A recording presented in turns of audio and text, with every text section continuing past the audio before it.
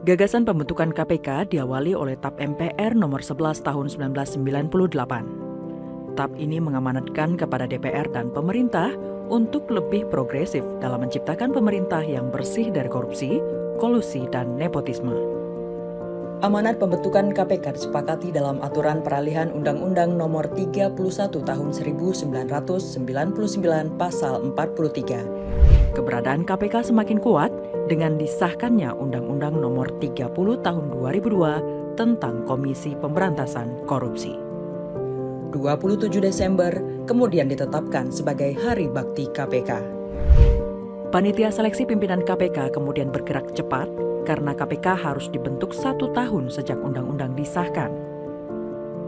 Setelah melewati 513 pelamar, wawancara dan fit proper test, terpilihlah 5 pimpinan KPK yang kemudian mengucap sumpah di Istana Negara tepat di tanggal 29 Desember 2003. Sebelum berkantor di Jalan Rasuna Said, Kavling C1, kantor awal KPK adalah gedung kecil di Jalan Veteran 3, Jakarta Pusat, dengan gelontoran dana operasional hanya 2 miliar rupiah dari Departemen Hukum dan HAM.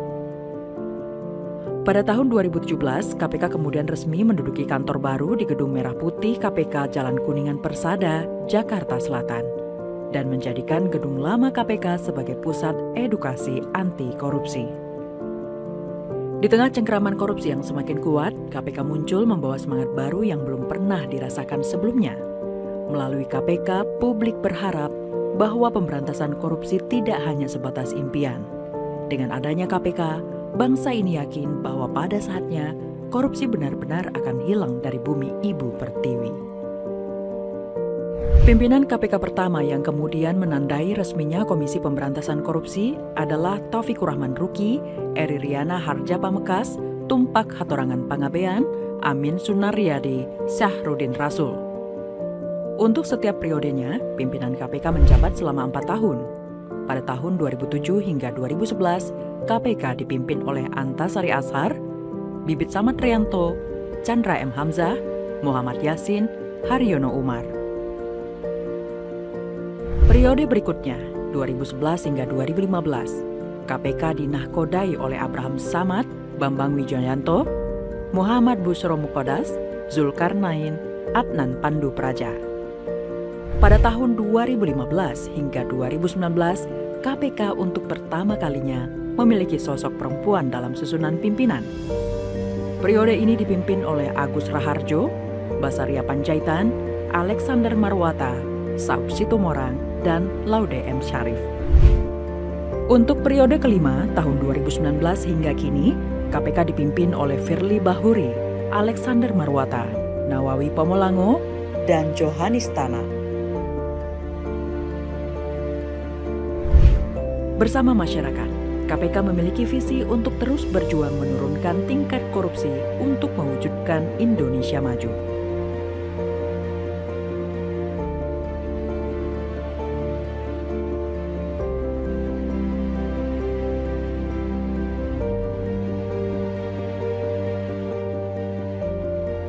Tugas utama dan wewenang yang dibebankan kepada lembaga KPK dituangkan dalam Undang-Undang Nomor 30 Tahun 2002. Pada tahun 2019, DPR mengesahkan Undang-Undang Republik Indonesia Nomor 19 Tahun 2019 tentang perubahan kedua atas Undang-Undang Nomor 30 Tahun 2002 tentang Komisi Pemberantasan Tindak Pidana Korupsi.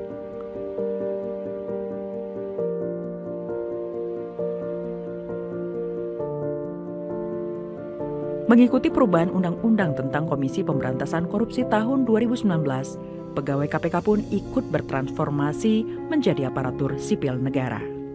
Selain itu, bentuk perubahan yang sejalan dengan Undang-Undang Nomor 19 Tahun 2019 adalah diperkuatnya KPK dengan kehadiran para Dewan Pengawas. Para Dewan Pengawas KPK adalah Tumpak Hatorangan Pangabean, Artijo Alkostar, Albertina Ho, Syamsuddin Haris, dan Haryono. Pada tahun 2021, Indrianto Seno Aji dilantik menggantikan Artijo Alkostar yang berpulang. Sebagai unsur dari KPK, salah satu tugas Dewan Pengawas adalah mengawasi pelaksanaan tugas dan wewenang KPK.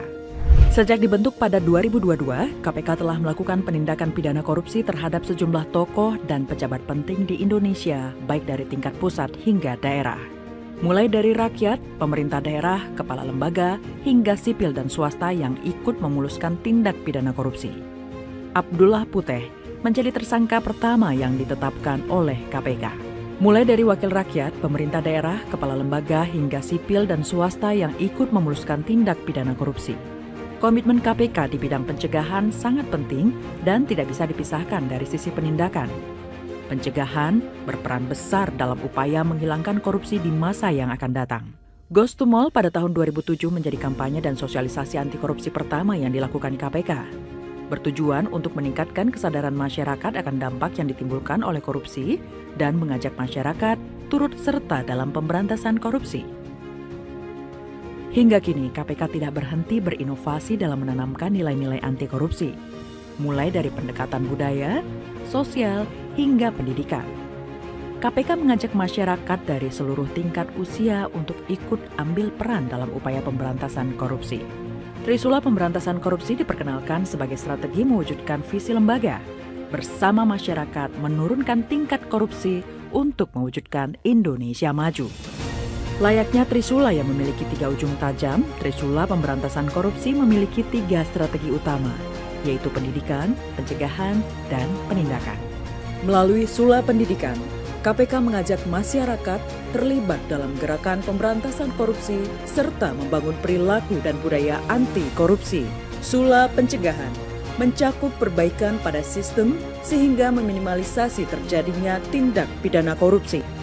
Sula Penindakan adalah strategi represif KPK dalam menyeret koruptor ke meja hijau, membacakan tuntutan, serta menghadirkan saksi-saksi dan alat bukti yang menguatkan.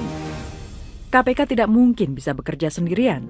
Orkestrasi bersama aparat penegak hukum, pemerintah pusat hingga daerah, lembaga internasional, partai politik, media massa, hingga seluruh elemen masyarakat sangatlah penting untuk mendukung kerja-kerja pemberantasan korupsi.